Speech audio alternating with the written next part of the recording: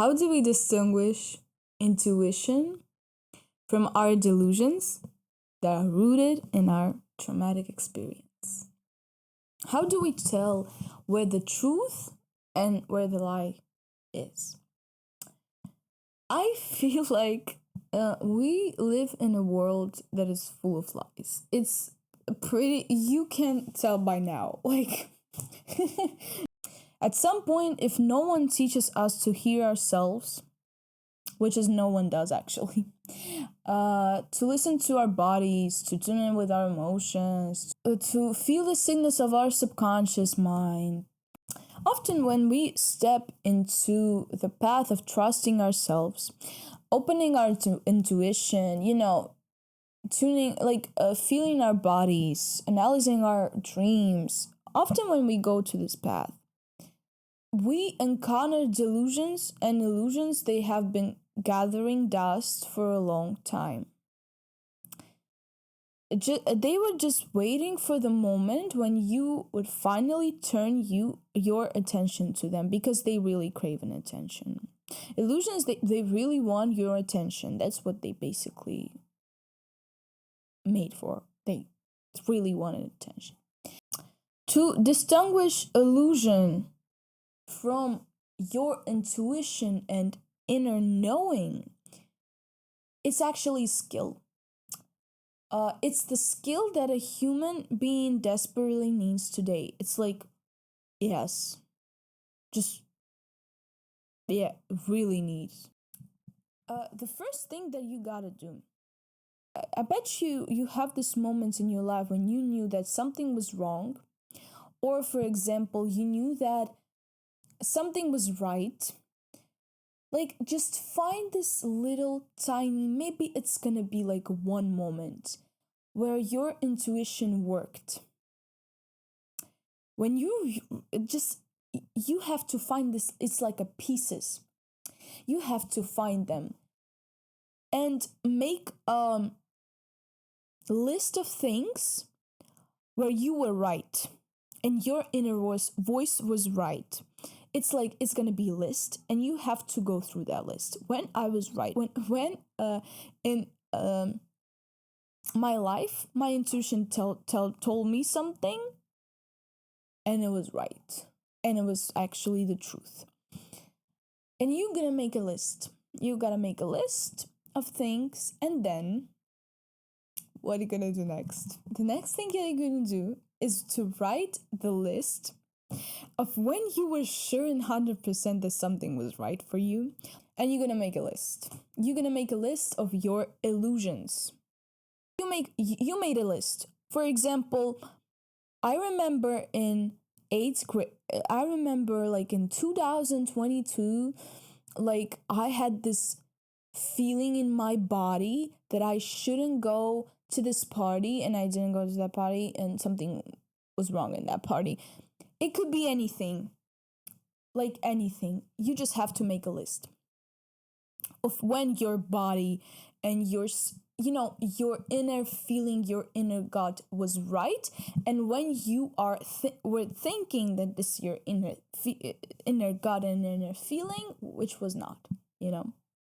Step 2, you're gonna write down how it felt in your body, how it felt like. You're gonna write similarities. We need common things. For example, the same thing happened in these two events were like intuitional. For example, my headache. For example, oh, my left eye was hurting. Like anything. It could be anything. The mistake is we kind of go to the internet and we search how it feels to know something, how it feels to listen to your inner voice, which is really fucking stupid, because it's gonna be different for all of us. For all of us, because we have different stories, we have different everything. And of course, we may have some similarities. Some people have similarities of how the intuition feels in their body and how it just feels in their mind. But often it doesn't. Some person will receive an intuitional thing as a thought. Some person will receive it as a feeling, and some person will receive it as a dream, and some person will receive it as for example, my dreams doesn't work like that. Sometimes they predict and worries me, but it's often not. Usually it happens, I have this feeling and I have these thoughts randomly. But dreams, no. Some people have dreams and turns out the next day the shit happens. Or not shit. It doesn't matter. So it's really important for you to understand what is your individual understanding of intuition. What is your individual, how it feels, how intuition feels in your body, how knowing feels in your body. And often you can't describe it. Often it feels like it's a feeling. Sometimes it feels like it's David Lynch movie. Actually cannot describe it into words. I don't think you would ever describe a David Lynch. I don't think anyone described it normally, David Lynch movie, into words. You just feel it. You just watch David Lynch movie and you feel it in your bones. Because I'm going to talk about David Lynch in some other video, but you get me. Once you discover how it feels, you go to your illusions and you discover how they feels. What's the feeling in your body when you are moved by illusion? When I say illusion, I often mean fear. I'm gonna go through that list of your illusions and events in your life that you thought you know something and life was like proved to you that it wasn't, and you saw the truth. Same thing, you're gonna find similarities in each of the events that was illusionary. For me, for example, it's always something that is so anxious that it's blowing my mind. It's like sometimes it feels like it's even bigger than me. Sometimes illusion feels like it's bigger than you. Sometimes illusion is huge and you feel like you ruled by that. For me, it's that feeling. Like when I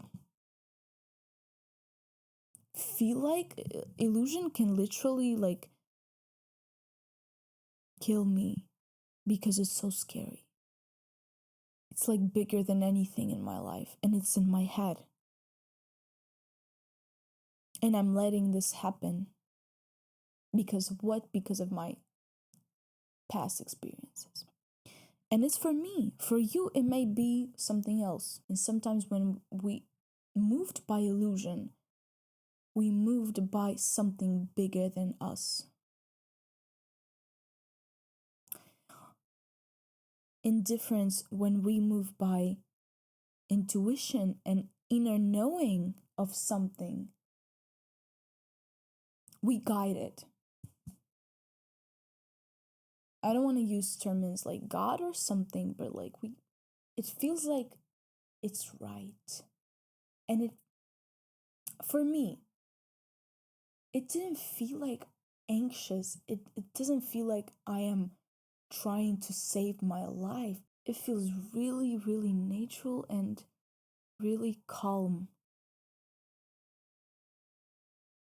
Sometimes it's not. It's different with every situation. It's different with every event. But basically, that's how I see it. It feels really calm. It feels like home, almost. Yeah, your intuition often feels like home. The feeling of home. I don't mean material home, the feeling of home. Your inner home. And it comes from wholeness. The intuition comes from wholeness. You can't really rationally understand it. You can't really prove it. The illusion comes from need. Illusion appears when there is emptiness. If in any area of your life you feel strong sense of luck, a need from something you cannot give yourself for some reason,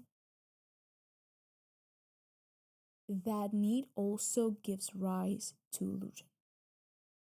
And how illusions formed is really important also to understand. Illusions, they often formed by luck of something. There's a part in our soul that is empty. Illusion fits perfectly in the part. Because it has to be something in it. For example, there's so many, and I feel like it always was like that. There's so many people on social media that want to get famous. When we go deep into that need, it's like something that we all know. It's often need to feel love. It's often a need to feel attention. It's often a need to feel seen. Maybe even it's about self-hate. You hate yourself so much that you want other people to prove to you that you deserve love. But guess what? The feeling of hate towards yourself, it's never going to disappear. It never does. That's why we see so many celebrities out there that be like, I have money, fame, and all that stuff, but I'm still like unhappy. Of course you still, because you dumbass, you didn't know who you are. You didn't know anything. You just wanted fame because it was a really deep hole inside of yourself that you want to just fill it up. And you thought that's your destiny and you meant for something, and when you get it,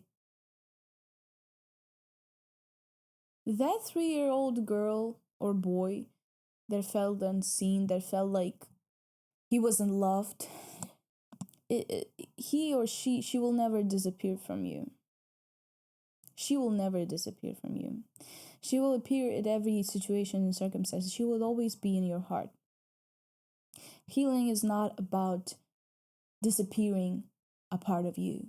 Healing is about seeing that part of you, appreciating that part of you, and respect that part of you.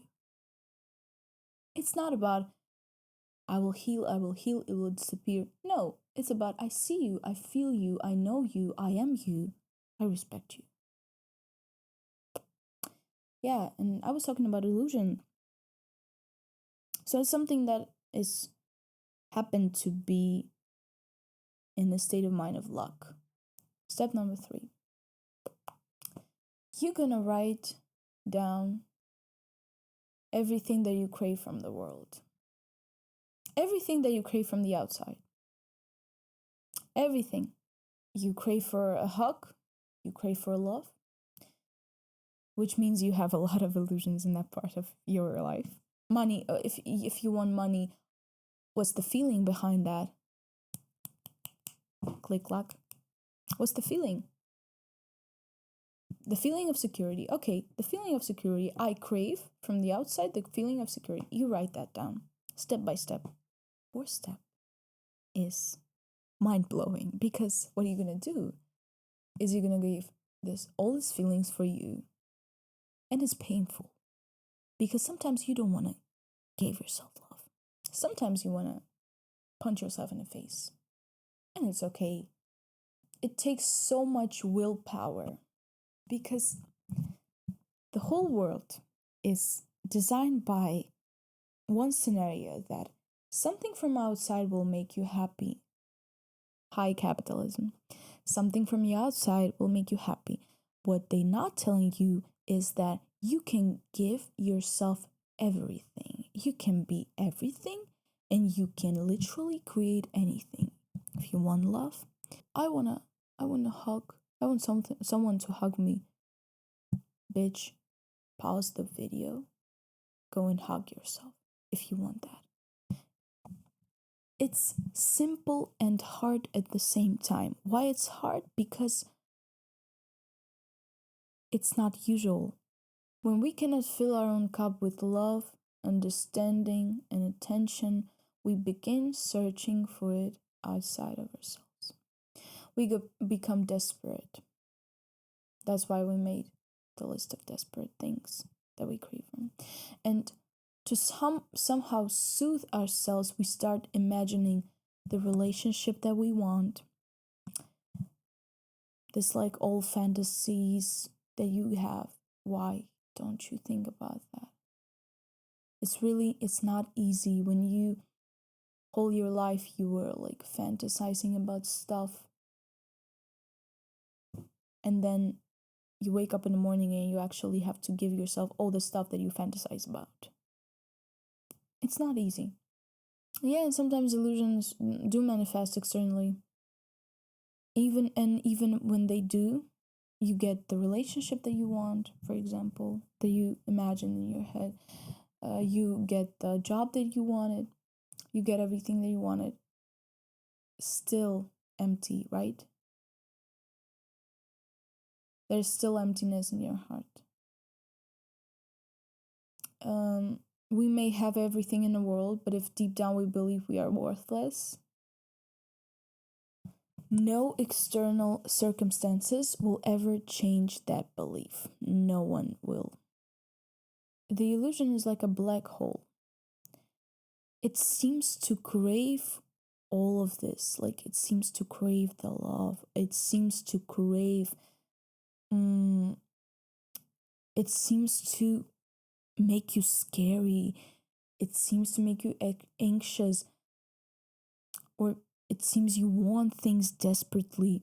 And no matter how many fulfilled desires fall into that black hole, it remains hungry. Yeah, I hope this video helps you. Deep down, we know that we can give ourselves anything that we crave from the outside. We just have to remember that. Just remember how you sometimes experience moments of wholeness without any slightest external reason. Just remember that state of mind.